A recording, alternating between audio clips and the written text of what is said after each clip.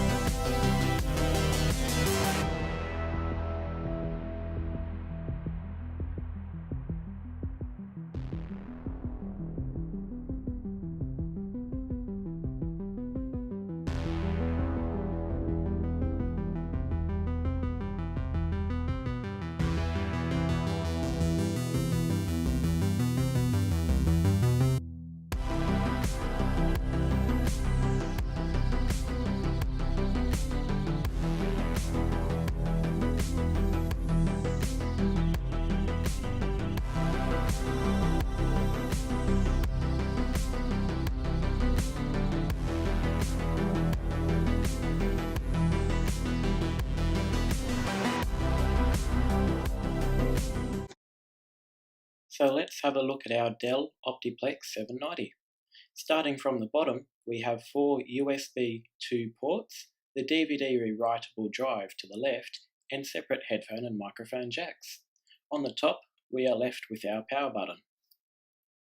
Looking at the back now, we have our power supply with an LED and power test button, 2 low profile expansion slots, line in and line out connectors, Ethernet, 6 USB 2 ports, serial and VGA, DisplayPort, and old school PS2 connectors. Let's take a look inside. Underneath the side panel, we have our 240 watt power supply, our processor cooler and i5 2400 beneath it, our DVD rewritable drive, and our hard drive.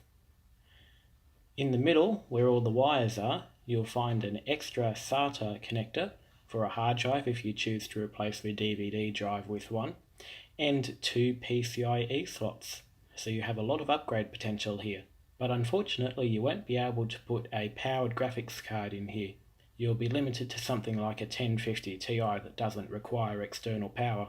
Let's disassemble the computer a bit further. Removing the DVD drive, hard drive and RAM modules are pretty easy in this computer. To remove the DVD drive, simply lift up and pull it out. To remove the hard drive, undo the little catch to the left hand side and just push it off of its little holding pins. And there you go, you have easy access to all of the modules and you have 4 RAM slots available to populate. Underneath the drive bay holders, we have access to the 4 RAM module slots, which support DDR3 memory. To the left of that, we have a standardized ATX power connector which I'm very surprised that Dell included on this small form factor computer. It's not often you'll see computer manufacturers including standard plugs on their small form factor modules. Thumbs up to Dell. Here are the two PCIe connectors. The blue one is a 16x slot and the black one is a 4x slot. You'll also catch a glimpse of the three SATA connectors above with one spare. Here's the back area of the case. You can see the processor cooler and part of the heatsink beneath it. You can also get an idea of the kind of graphics cards that would fit in here judging by the slot sizes. Here's the label on our power supply. As I said, it's not going to be running any graphics cards, especially with that power rating. Let's close the Dell up and hand it back to William.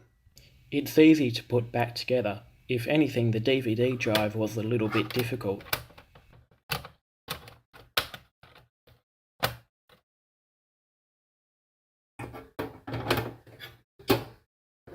The Dell Optiplex 790 is a small form factor business-oriented computer, with production spanning from 2011 to an unknown date.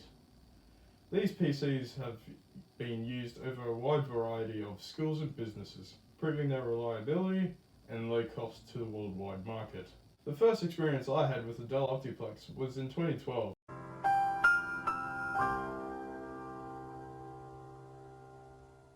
When my school's old Apple equipment, including the old clamshells and power books, as well as G3 towers we had, were being replaced. Many schools decided to replace their old Apple PCs with the Optiplexes.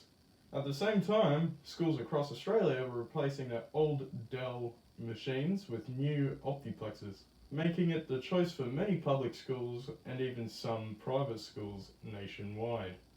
The Dell Optiplex 790. Let's start off with the board gaming.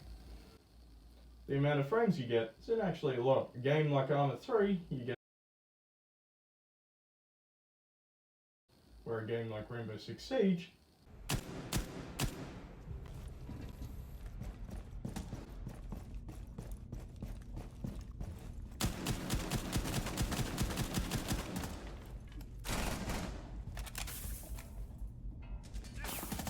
I'm reloading!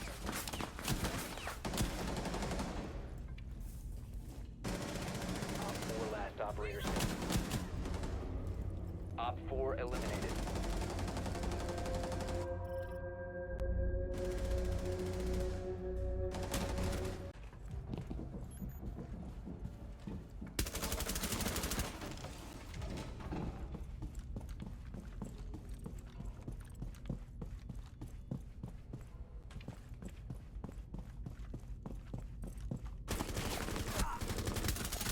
Op 4 last stop standing.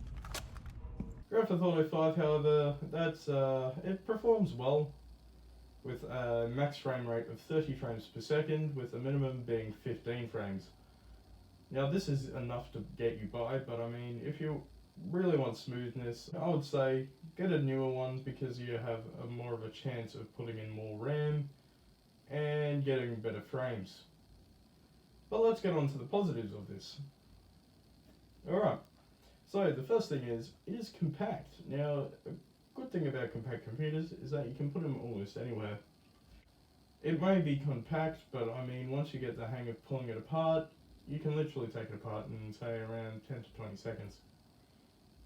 Or even less. For anybody who has any positive outlooks on this computer, or for anyone who has owned this and has any good points on it, I am also happy to go back and edit the video to make more good points on this computer. Alright, let's get into the verdict. We can see the Dell Optiplex has held its own in the business and school sectors for many years. Right now, many of these machines are being phased out and being replaced with newer Optiplexes. Despite the reliable i5 processor that these models were equipped with, the small form factor model has a major flaw: the low profile PCI slot and a weak power supply, severely limiting its ability to do well in games, and it won't play the newest titles well. But if you're happy with the older titles, this machine will serve you greatly. I'm going to hand you over to Cameron. This video was done over the Easter weekend. G'day guys, my name's Cameron, and well today, William gave me the task of destroying, 4 computers. One of them was my old gaming one. This is his first proper gaming one. It's piss poor condition, but it is alright. So I decided to come up with the idea to take an aeroplane to the sky and drop it, because he never mentioned in what style to do it. I have something planned for the other 3, so you know, look, he's destroyed it. He's absolutely destroyed it. He also did a piss poor what was it, imitation of me. I was in, well, quote, I was in his Xbox video. That wasn't me, I was up here. Anyway, let's get on with the video.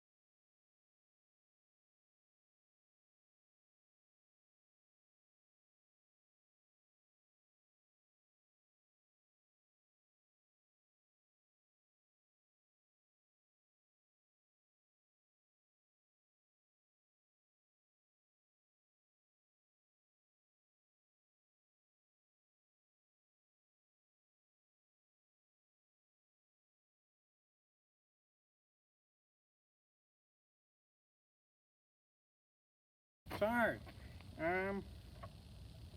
didn't really expect that to happen. I more expected it to like crumple more. It didn't, well, I mean, it crumpled. It kind of also exploded. I also think it's a vegan because it's eaten a lot of plants. Yeah, it was pretty cool, we just gotta go to the next 3 other computers, I suppose, now. Yeah, I don't think there's any chance in getting this working again. Anyway, that's what you wanted, right, William?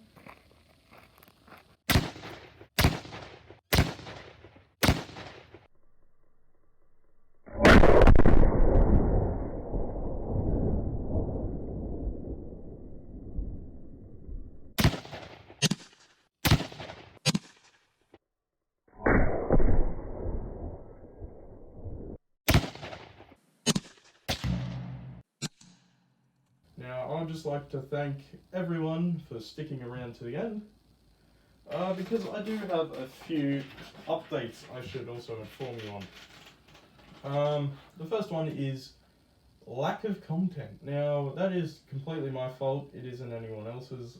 It's just me being slack. And I should also say that had 2 videos, one for April 21st, and I also had one for February 21st. I had to clear space on my computer because I got a new one.